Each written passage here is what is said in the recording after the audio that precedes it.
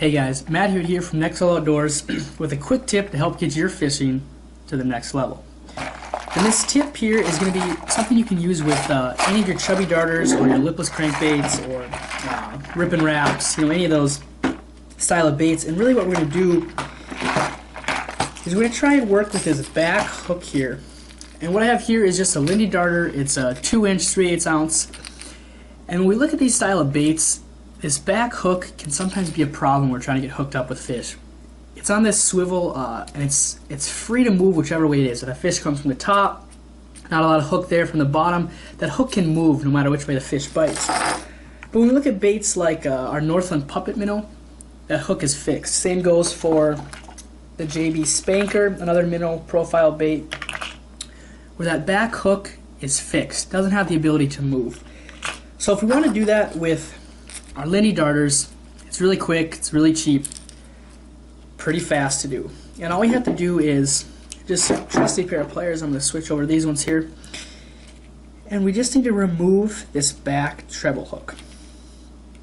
Now, I don't have a pair, but Rapala makes a really nice pair of pliers. It has a front tip on it designed specifically for taking these treble hooks off.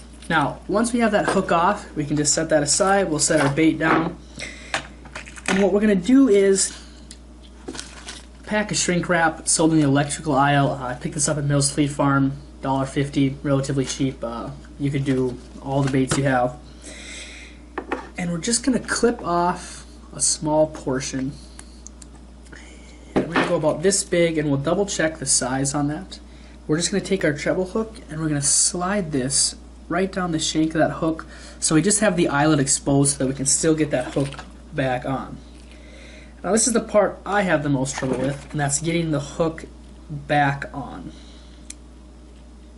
I'm just going to go ahead and grab this. See if I can't do this as quickly as possible. And like I said, this is a tip that you can do with just about any size of these rattle baits. I've done it with some smaller ones, also with some larger profile baits. It's really effective through the ice. You get a lot better hookup percentage, lose a lot less fish at the hole. And once we have that set on there, we're just going to slide this shrink wrap and kind of finesse it over the top of that split ring and get it as close up to the back end of that bait as we can. And you can see already before we heat that shrink wrap down that we already have that treble hook split out to the back there. Now, as much as I wish I could take credit for this tip, I can't. I actually saw this watching a YouTube video from the guys at Uncut Angling. Great group of guys. They do some pretty cool videos for some stuff up in Canada. And I actually saw them doing this for a walleye segment they were doing. And I thought it was pretty cool, so I thought I'd share it with all of you. And it doesn't take much heat. You want to be pretty delicate with that.